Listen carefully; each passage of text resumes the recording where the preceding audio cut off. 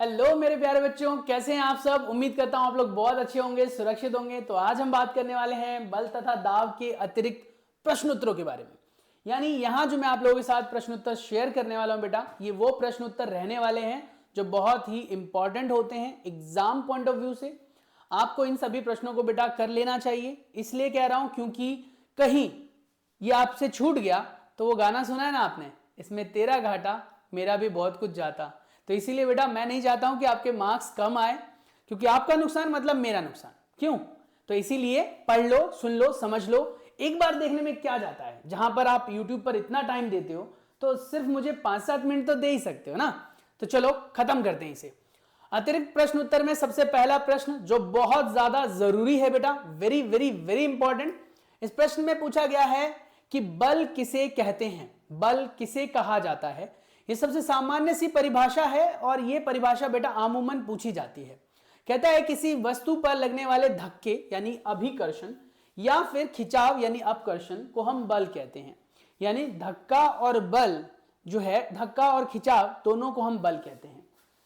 पेशीय बल की परिभाषा दीजिए, यानी कि पेशीय बल किसे कहा जाता है उसे बताइए। पेशीय बल वो बल होता है जो हमारी मांसपेशियां क्रिया करने के लिए लगाती हैं। उन्हें हम क्या कहते हैं बेटा? पेशीय बल कहते हैं। उसके बाद अगला प्रश्न है बल कितने प्रकार के होते हैं। आपके सिलेबस में बेटा बल के मुख्य 2 प्रकार दिए गए हैं। पहला है आपके पास बेटा संपर्क बल, जिसमें 2 वस्तुएं संपर्क में आती हैं। दूसरा आता है असंपर्क बल, यानी एक ऐसा बल जिसमें वस्तुएं संपर्क में नहीं आती हैं। यानी कि जैसे चुंबकीय बल या स्थिर विद्युत बल, या तो बेटा आप कह सकते हो गुरुत्वाकर्षण बल। समझ में आ रहा है? उसके बाद कहता है संपर्क बल क्या है, इसके कितने प्रकार हैं। संपर्क बल वो बल होता है जिसमें हम कह सकते हैं 2 वस्तुएं आपस में संपर्क में आती हैं। जैसे कि बेटा पेशीय बल आ गया, संपर्क बल है, और बेटा घर्षण बल आ गया, वो भी संपर्क बल है। समझ में आ रहा है? क्लियर है? दोबारा बताऊं तो ये ध्यान रखना है।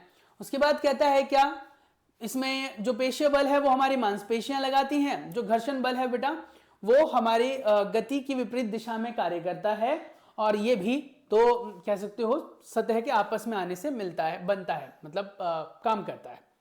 घर्षण बल को संपर्क बल क्यों कहते हैं?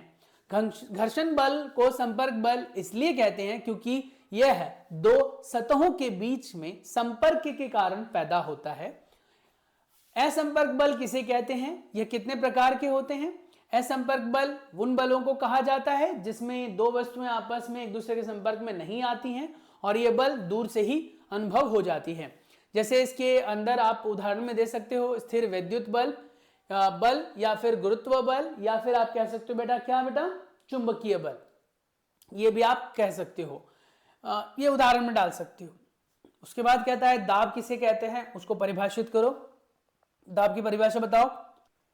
जब हम दाब की परिभाषा डालते हैं तो लिखा है किसी पृष्ठ के ऊपर प्रति एकांक क्षेत्रफल पर लगने वाले बल को दाब कहते हैं। प्रति एकांक मतलब एक ही कह रहा है वो, प्रति एकांक क्षेत्रफल पर लगने वाले बल को दाब कहते हैं। कंधे पर लटकाने वाले थैलों में चौड़ी पट्टी क्यों लगाई जाती है? इसी पर आधारित प्रश्न ऐसा भी आ सकता है बेटा कि हम चप्पल पहनने से हमें क्या फायदे हैं, या फिर ट्रैक्टर के टायर मोटे क्यों होते हैं, साइकिल के टायर जो है वो पतले होते हैं। ये सब प्रश्न पूछा जा सकता है। तो बेटा सबका उत्तर यही है जो अभी आप पढ़ने वाले हो, सबका उत्तर मिलता जुलता यही है। तो कहता है कि कंधे पर लटकाने वाली जो कह सकते हो थैले होते हैं उनमें चौड़ी पट्टी इसलिए दिया जाता है क्योंकि पट्टी जितनी चौड़ी होगी उतना दाब कम हो जाएगा, और पट्टी जितनी पतली होगी दाब उसके हिसाब से ज्यादा बढ़ेगा, क्योंकि दाब जो है वो क्षेत्रफल पर निर्भर करता है। कील, यहां पर कील लिख दिया बेटा, कील लिखना है यहां पर। कील का किनारा नुकीला क्यों होता है? क्योंकि नुकीला होने की वजह से वहां पर बेटा क्षेत्रफल कम हो जाता है, और क्षेत्रफल के कम होने से बेटा दाब बढ़ जाता है, जिससे कील आसानी से ठोकी जा सकती है। वायुमंडल किसे कहते हैं? वायुमंडल के आवरण को, वायु के आवरण को वायुमंडल कहा जाता है। वायुमंडलीय दबाव किसे कहते हैं? वायुमंडलीय वायु के पृथ्वी के तल से कई किलोमीटर ऊपर तक फैली हुई है और ये हमारे ऊपर लगातार दबाव बनाती है, जिसे हम वायुमंडलीय दबाव कहते हैं। ये कुछ एक प्रश्न है बेटा जिनसे आप अच्छे मार्क्स ले सकते हो, अभ्यास के प्रश्नों के अलावा कह रहा हूं।